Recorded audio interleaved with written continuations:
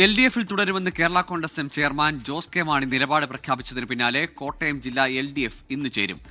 Kerala Congress M സംസ്ഥാന committee ഓഫീസിലാണ് യോഗം ചേരുക. ടോബി ജോൺസൺ ചേരുന്നുണ്ട് വിശദാംശങ്ങളുമായി കോട്ടയത്ത് നിന്ന്. ടോബി, ഈ മുന്നണി മാറ്റ അഭ്യൂഹങ്ങളെ തുടർന്ന് LDF യോഗത്തിനും ഒരു അനിശ്ചിതത്വം ഉണ്ടായിരുന്നു.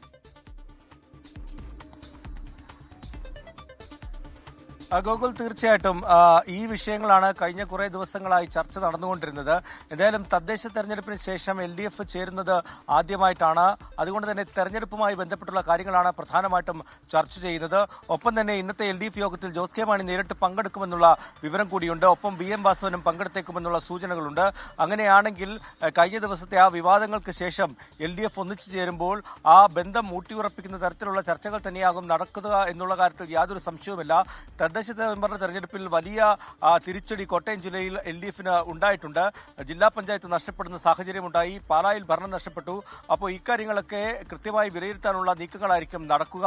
ഇന്നലെ ജോസ് കെ മാണി പറഞ്ഞൊരു പ്രധാനപ്പെട്ട കാര്യം, ജനങ്ങളിലേക്ക് ചെയ്ത സമരങ്ങളുടെയും പ്രതിഷേധങ്ങളുടെയും പ്രക്ഷോഭങ്ങളുടെയും ഒക്കെ അല്ലെങ്കിൽ ചെയ്ത നല്ല കാര്യങ്ങളെല്ലാം തന്നെ ജനങ്ങളിലേക്ക് എത്തിക്കാൻ കൃത്യമായി സാധിച്ചില്ല. അതുകൊണ്ടാണ് ഒരു തിരിച്ചടി ഇത്തവണ ഉണ്ടായത് എന്നാണ് ജോസ് കെ മാണി കേരള കോൺഗ്രസും വിലയിരുത്തിയത്.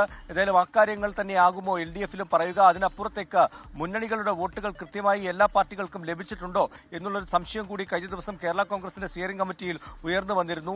ആ വിഷയങ്ങൾ കൂടി ഇന്നത്തെ LDF-ൽ ഉണ്ടാകുമോ എന്നാണ് അറിയേണ്ടത്. ഈ വിഷയങ്ങളെല്ലാം ചർച്ച ചെയ്യാനുള്ള സാധ്യതയുണ്ടെന്നുള്ള വിവരമാണ് ലഭിക്കുന്നത്. എന്തായാലും ജോസ് കെ മാണി LDF-ൽ ഉറച്ചു നിൽക്കുമെന്ന് പറഞ്ഞതിന് പിന്നാലെ തൊട്ടടുത്ത ദിവസം തന്നെ LDF വിളിച്ചു ചേർത്തിരിക്കുകയാണ്. തദ്ദേശ തെരഞ്ഞെടുപ്പ് തന്നെയാകും പ്രധാന ചർച്ചാ വിഷയം. ജോസ് കെ മാണി അടക്കമുള്ളവർ പങ്കെടുക്കുമെന്നുമാണ് പ്രതീക്ഷിക്കുന്നത്. ഗൂഗിൾ, ലോകത്തെവിടെയായാലും ഏത് സമയത്തും 24 വാർത്തകളും ഓഗ്മെന്റഡ് റിയാലിറ്റി പാക്കേജുകളും എക്സ്പ്ലെയിനറുകളും വിശദമായി കാണാൻ ഞങ്ങളുടെ YouTube ചാനൽ നിങ്ങൾക്ക് സബ്സ്ക്രൈബ് ചെയ്യാം.